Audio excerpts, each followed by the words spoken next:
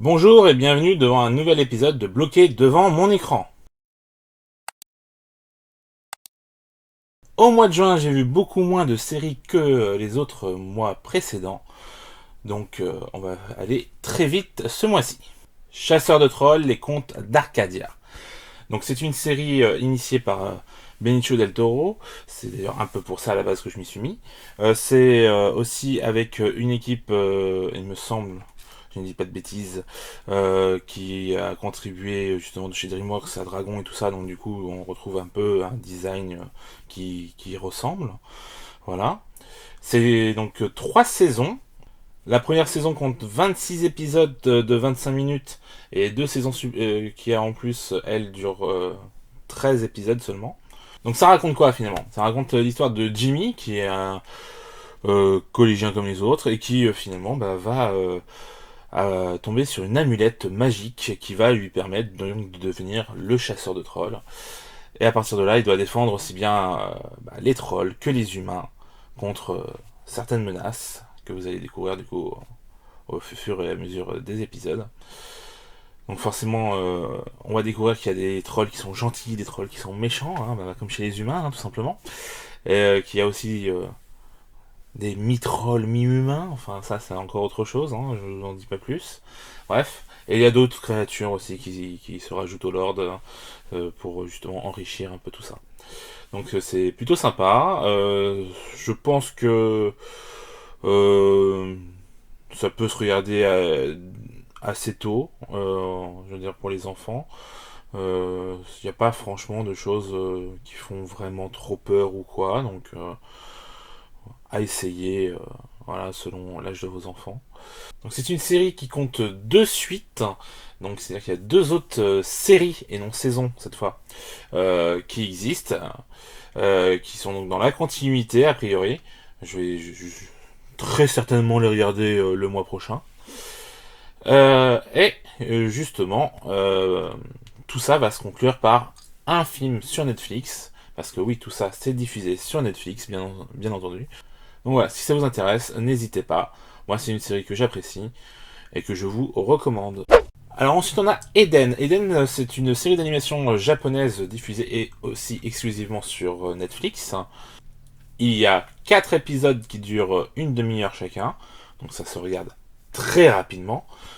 D'ailleurs, moi, je les ai vus en une journée, hein, forcément. Hein. 4 épisodes de une demi-heure, ça fait juste 2 heures, donc hop, on va laisser peser. Donc ça se passe dans un monde post-apocalyptique, dans une cité futuriste qui s'appelle Eden 3, où donc il n'y a que des robots. Et un jour, deux robots, alors qu'ils travaillent comme d'habitude, et ben ils vont tomber sur une humaine, une jeune humaine, une fillette. Et au lieu comment dire, la signaler aux autorités et de s'en débarrasser, hein, entre guillemets, et ben ils vont la garder avec eux et ils vont essayer de la protéger et de voir justement qu'est-ce que les humains ont de si horrible finalement, alors que elle n'a pas l'air si horrible que ça. Donc voilà, ça va du coup chambouler leur quotidien et la vie de Eden 3 et du reste, hein, vous verrez. Donc très sympathique. L'animation fait très par contre numérique, mais pour autant c'est pas si désagréable que ça à suivre. Une autre saison est prévue, on ne sait pas encore pour quand, mais en tout cas ce sera aussi également disponible sur Netflix. Lupin partie 2. Bah, on prend les mêmes et on recommence, hein, donc 5 nouveaux épisodes. Alors a priori, est-ce que ces 5 nouveaux épisodes font partie d'une saison 1 qui est en deux parties? Parce qu'on parle encore pour la suite d'une partie 3, donc moi je comprends pas très bien hein, où ils veulent en venir avec ces parties, si c'est des saisons, si c'est juste des parties d'une même saison, enfin bref, c'est pas très clair. Ça c'est toujours le cas avec Netflix depuis qu'ils sont partis sur ce délire des parties. Hein. Bon bref, passons. Donc cette partie 2. Ben moi je l'ai trouvée plutôt bonne, dans la continuité de ce qu'a fait la partie 1. Donc forcément si vous n'avez pas aimé la partie 1, vous n'aimerez pas la partie 2, hein, ça semble plutôt évident. Par contre, pour ceux qui ont apprécié la partie 1, je pense que vous apprécierez également la partie 2. On est sur quelque chose où justement Lupin va devoir se mettre plus en danger que dans la partie 1, donc c'est plutôt intéressant. Donc la fin de cette partie 2, on va dire conclut un arc, mais ouvre encore sur autre chose, donc évidemment ce n'est pas terminé. D'ailleurs, comme je l'ai dit d'emblée, il y a une partie 3 qui a déjà été annoncée, donc c'est pour ça que je vous dis, c'est pas très clair ce coup des parties là. Et peu importe, moi je vais continuer à suivre parce que c'est une série qui me plaît, donc allons-y. Donc Sweet Tooth, c'est une série donc en 8 épisodes d'une cinquantaine de minutes. Donc ça peut paraître assez long, mais c'est plutôt bien fait.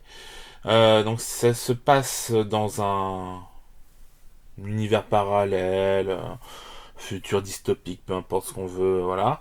Hein, on est donc dans un univers en tout cas où il y a à un moment donné des hybrides qui arrivent, des naissances donc d'enfants qui sont mi-humains, mi-animaux. Et à partir de là, justement, bah, ça pose des questions, hein, qu'est-ce qui se passe, tout ça. Et en fait, en même temps que ces hybrides apparaissent, il va y avoir aussi, alors c'est pas la Covid-19, hein, mais on va avoir une pandémie aussi qui va arriver au même moment. Du coup, forcément, complot, tout ça, il y a des gens qui disent c'est la faute des hybrides, du coup faut tuer les hybrides. Voilà, donc c'est pas cool pour les hybrides, ni forcément pour leurs parents, hein, qui veulent forcément pas que leurs enfants meurent. Et donc, on suit justement un jeune hybride qui est élevé justement dans un parc qui est du coup sécurisé par son père et tout ça, où ils sont donc au loin de tout. Et donc il lui a établi des règles, toute une façon de vivre et tout ça.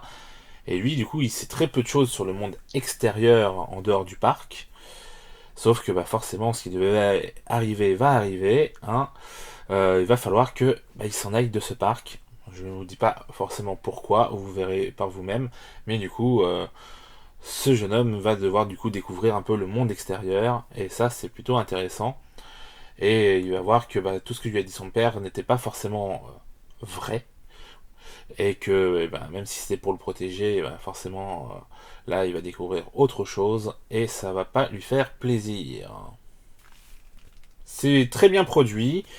Il y a finalement assez peu d'acteurs connus, donc ce qui permet aussi d'avoir des nouvelles têtes, ce qui est plutôt rafraîchissant. Malheureusement, moi je trouve que ça, comment dire, ça manque d'un truc. C'est-à-dire que on est dedans, hein, du début à la fin de la saison, mais on n'est pas forcément satisfait par ce fin de saison. On aurait aimé qu'il se passe plus de choses dans cette saison 1. Et finalement, on attend impatiemment la saison 2, parce que moi je pense que c'est là qu'il va se passer vraiment des choses. Et si forcément ça va pas plus loin que ce qu'a fait la saison 1, je suis pas sûr de continuer longtemps. Hein. Parce que même si c'est plutôt sympathique, moi j'ai besoin quand même qu'il se passe des choses. Et là c'est quand même assez tranquille. Alors je dis pas, hein, la saison 1 n'est pas désagréable à suivre, mais comme je vous ai dit, il manque vraiment quelque chose. Et si justement ce quelque chose n'arrive pas, on va vite s'ennuyer et je suis pas sûr que les gens voudront continuer sur la longueur si justement on traîne un peu trop la patte. Voilà. Donc une série bien produite, plutôt sympathique, mais qui est pas parfaite en tout cas parce que on sent qu'il faut quelque chose de plus au niveau de l'action pour que le spectateur accroche vraiment à ce délire. Donc c'est tout pour ce mois de juin, ça y est, c'est fini, il n'y a plus rien. Ouais, ouais, 4 séries seulement, bon, que voulez-vous.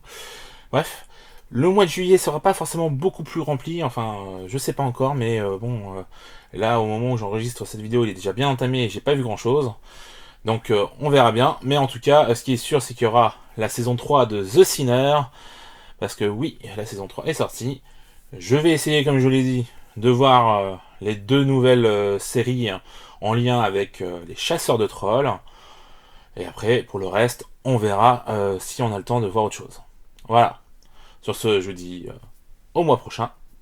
Ciao!